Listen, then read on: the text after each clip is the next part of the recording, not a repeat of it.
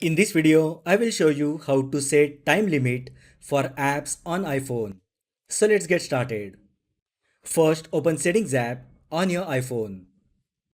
Now tap Screen Time.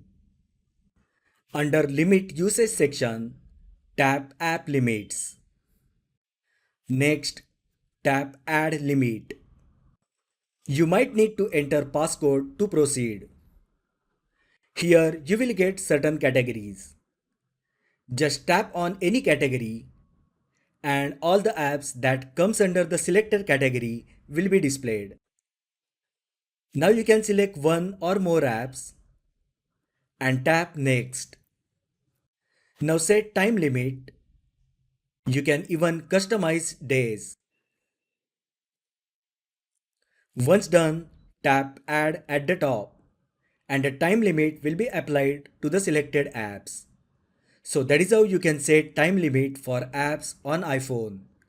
If you find the video helpful, then like the video, share with your friends and subscribe to my channel. Thanks for watching and I will see you in the next video.